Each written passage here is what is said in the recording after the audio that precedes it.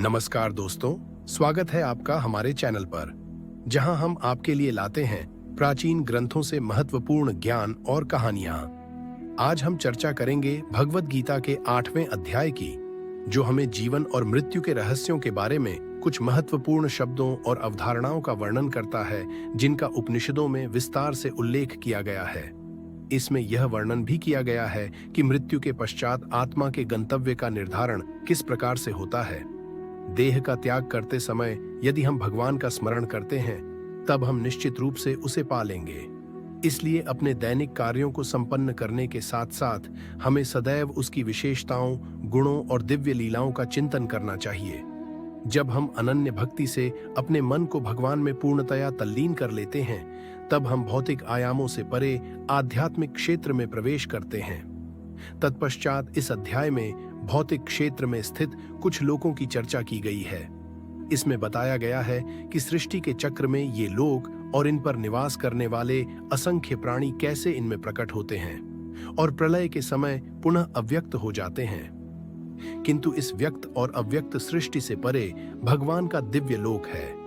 वे जो प्रकाश के मार्ग का अनुसरण करते हैं, वे अंततः दिव्य लोक में पहुंचते हैं और फिर कभी नश्वर संसार में लौटकर नहीं आते, जबकि अंधकार के मार्ग का अनुसरण करने वाले लोग जन्म, रोग, बुढ़ापे और मृत्यु के अनंत चक्रों में देहांतरण करते रहते हैं।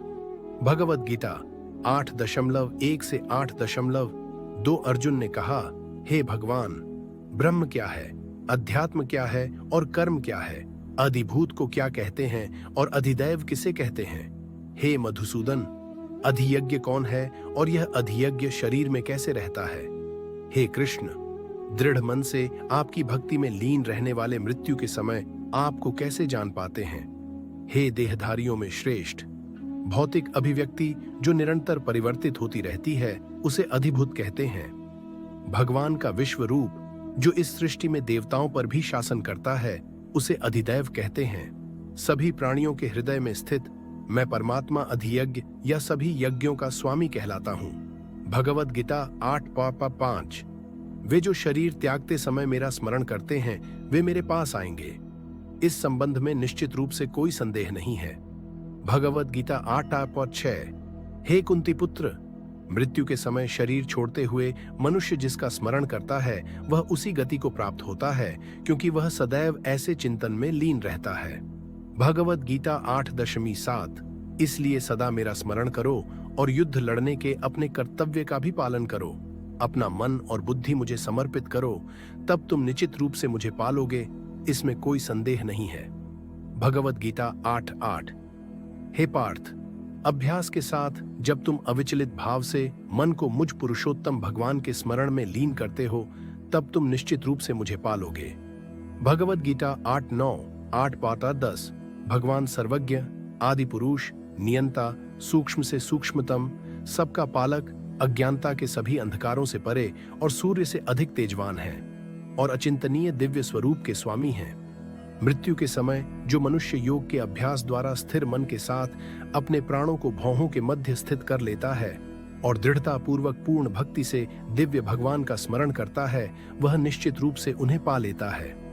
भगवद गीता 8.11 वेदों के ज्ञाता उसका वर्णन अविनाशी के रूप में करते हैं। महान तपस्वी ब्रह्मचर्य व्रत का पालन करते हैं और उसमें स्थित होने के लिए सांसारिक सुखों का त्याग करते हैं।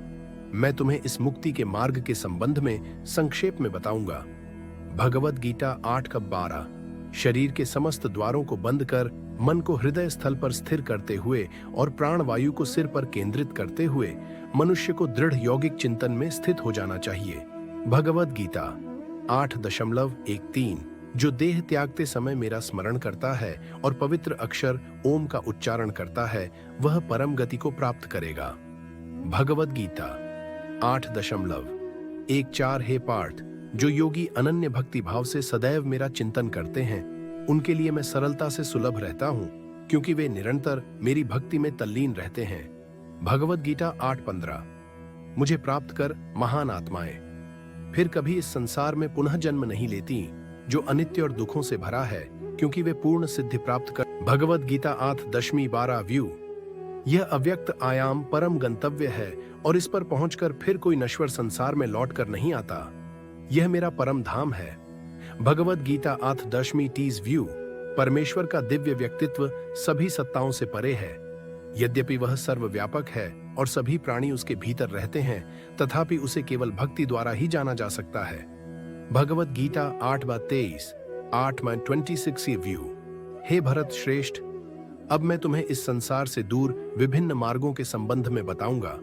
इनमें से एक मार्ग मुक्ति की ओर ले जाने वाला है और दूसरा पुनर्जन्म की ओर ले जाता है। वे जो परब्रह्म को जानते हैं और जो उन 6 मासों में जब सूर्य उत्तर दिशा में रहता है, चंद्रमा के शुक्ल पक्ष की रात्रि और दिन के शुभ लक्षण में देह का त्याग करते हैं, वे परम गंतव्य को प्राप्त करते हैं। वैदिक कर्म कांडों का पालन करने वाले साधक चंद्रमा के कृष्ण पक्ष की रात्रि में धुएं के समय जब सूर्य दक्षिणायन में रहता है कि 6 माह के भीतर मृत्यु को प्राप्त होते हैं, वे स्वर्ग लोक को प्राप्त करते हैं। स्वर्ग के सुख भोगने के पश्चात वे पुनः धरती पर लौट कर आते हैं। प्रकाश और अंधकार के ये दोनों पक्ष संसार में सदा विद्यमान रहते हैं। प्रकाश का मार्ग मुक्ति की ओर तथा अंधकार का मार्ग पुनर्जन्म की ओर ले जाता है। भगवद गीता 8:27 व्यू। हे पार्थ, जो योगी इन दोनों मार्गों का रहस्य जानते हैं, वे कभी मोहित नहीं होते, इसलिए वे सदैव योग में स्थित रहते हैं। भगवद गीता 8:28 व्यू। जो योगी इस रहस्य को जान लेते हैं, वे वेदाध्ययन, तपस्या, यज्ञों के अनुष्ठान और दान से प्राप्त होने वाले फलों से परे और अधिक लाभ प्राप्त करते हैं। ऐसे योगियों को भगवान का परमधाम प्राप्त होता है।